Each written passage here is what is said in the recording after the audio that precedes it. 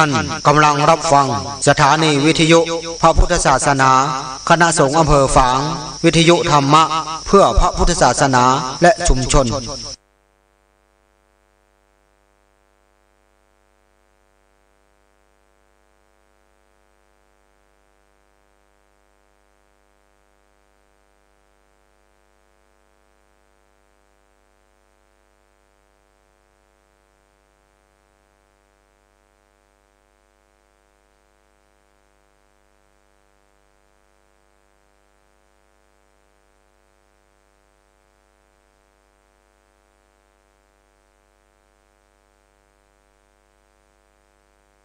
เนี่ยอย่าง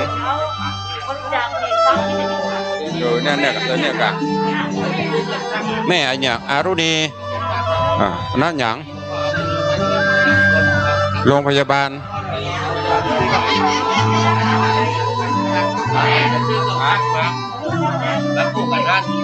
วัดวังสีคำฟัง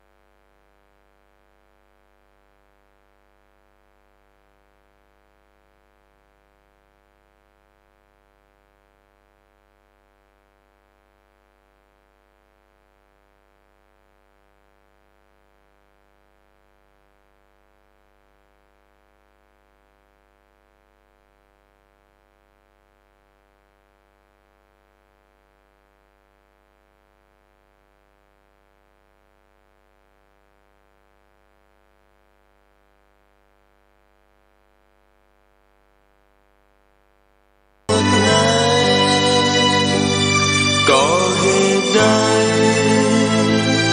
ผลไม่แปรผันบาปกับบุญติดตามตัวทุกคืนวันสัตว์โลกนั้นย่อมเป็นไปตามกรรม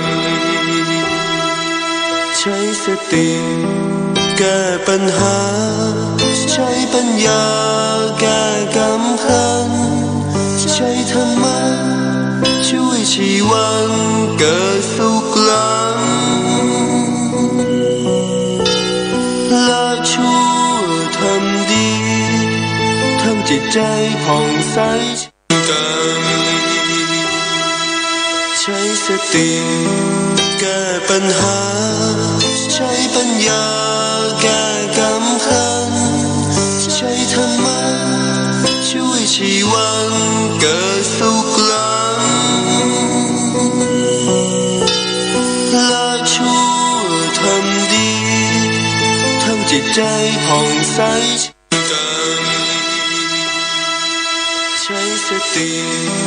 แก้ปัญหาใช้ปัญญาแก้กำขันใช้ธรรมะช่วยชีวันเกิดสุขล้ำละชั่วทำดีทำจิตใจผ่องใสกันใช้สติแก้ปัญหาใช้ปัญญาแก้กำขันใช้ธรรมะช่วยชีวันเกิดสุขล้ำละชั่วทำดีทำจิตใจผ่องใส สติแก้ปัญหาใช้ปัญญาแก้กำขันใช้ธรรมะช่วยชีวันเกิดสุขหลังละชั่วทำดีทำจิตใจผ่องใสใช้สติ